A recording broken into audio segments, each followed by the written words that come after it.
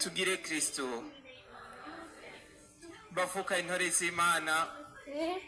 Hari igihe bishika mu buzima bwacu umuntu akibaza ati mbega jewe ndinde?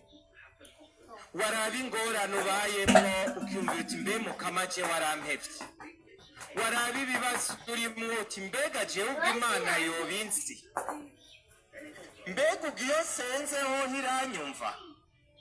Ukaraba imitwaro ufise uti mbe Mukama jewe nakoze iki?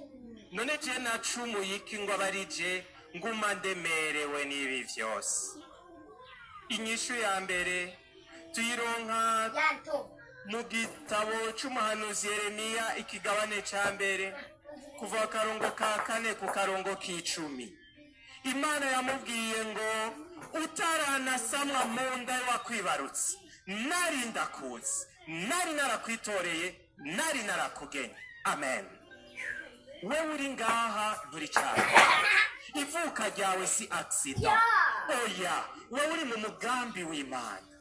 Utaranasamwa mu nda wakwibarutse nari ndakuzi, nari narakwitoreye, nari narakugenye. Bisigura ko izubayemwo byose Imana ibitse. Mu gisabo cya mbere Imana ikizibandanya ngo erega wowe uri uwanje, narakwihamagariye n'izina uri uwanje. Tugire Kristo. Bavukanyi mugende mubaza abavyeyi banyu uti mbega mama wamvyaye wowe utse umunsi wansama ntazi isaha n'umunota. Abenshi babimenya heza indwi zibiri, indwi zitatu, kwezi. Mugabe imbere yuko wowe usamwa ngo Imana yari ikuzi. Imana yari ikuzi. Mu nkuru nziza na Imana igahindukira ikatubwira ngo hewe ngo n'umushatsi arogashatsi kamwe ntigashobora kuva ku mutwe wawe jewe atavyonse. Mwumva ukuntu Imana itwitwararitse ngo n'agashatsi aragashatsi ngo ntigashobora kuva ku mutwe wawe jewe Imana yawe atavyonse. Naco gituma iyo Mana ntishobora kutureka, iguma iturondera aho turi hose kandi igashaka kugendana na twebwe.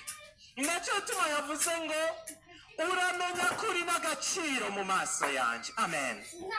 Aho twebwe turengana tukavuga ngo ujya ni wa mukene makuru atarenganye, ngo ujya ni ya mborerwa Rudoviko irenganye, ngo ujya ni ya maraya yo kwa Minani. Oya, Imana yewe irazi ko nubwo uri muri ivyo wowe ufise agaciro ntangere mu maso yayo. Aho twebwe tugucira urubanza, aho twebwe tugutuma urutoki, Imana ivuze ngo erega naratanze Misiri kubera wewe, naratanze ibihugu kubera wewe. Naco gituma yaratanze ibihugu yongera itanga n'umwana wayo kubera wewe. Ngo eriguri n'agaciro mu maso yanje. Ngo ni naco gituma ngo niwaca mu mazi uzotwara, niwaca mu muriro uzosha. Tugire Kristo. Womenga ibintu ndiko ndavuga ndiko ndaswaganya, jengere ndabasabe mwinjire mu buzima bwanyu.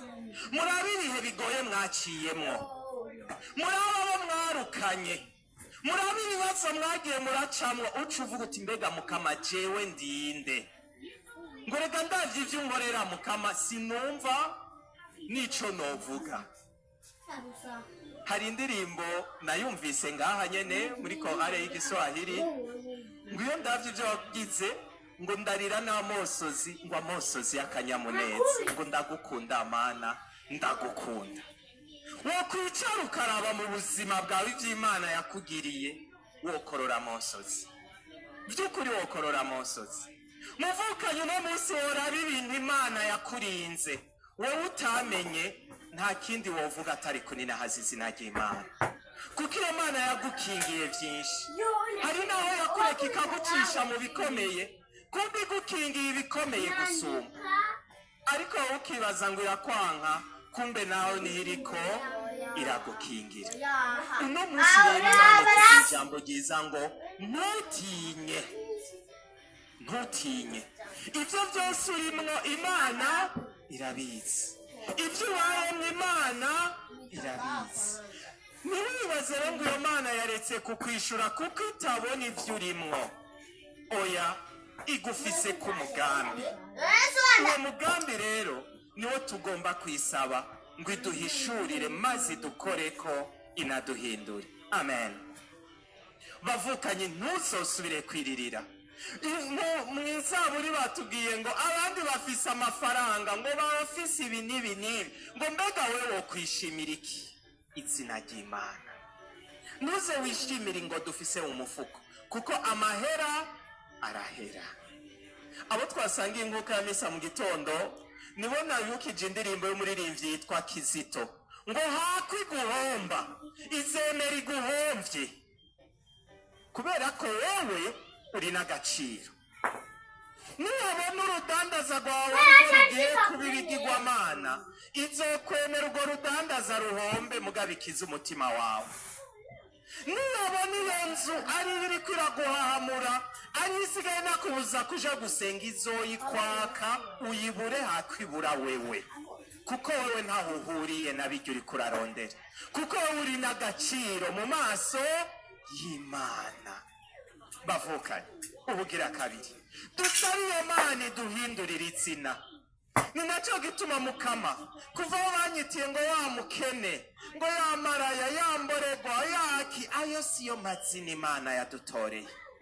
Ubwira uti Mukama ndashaka uno munsi umpindurire izina, ndashaka ngo heyangumba Mukanesitori, oya umubwire Yezu uti Yezu hindura iryo zina, hindura iryo zina, bamenye izina wantoreye, kuko niwe wavuze ngo uri uwanje, narakwihamagariye n'izina.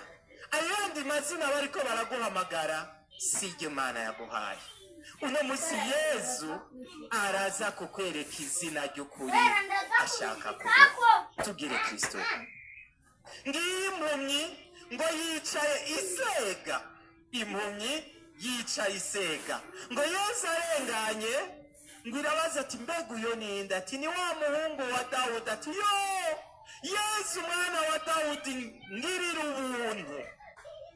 Ya mitwaro twabona ejo, ya mitwaro dufise mu miryango yacu, ya mitwaro dufise aho dukorera, ya mitwaro isanzwe mu buzima bwacu bivanye n'ibicumuro bituboshe, niyo tuza gukoma induru tumubwira Yezu ati yo Yezu ngirira ubuntu, ndarushe Yezu ngirira ubuntu Yezu, ndakwinginze Yezu ngirira ubuntu.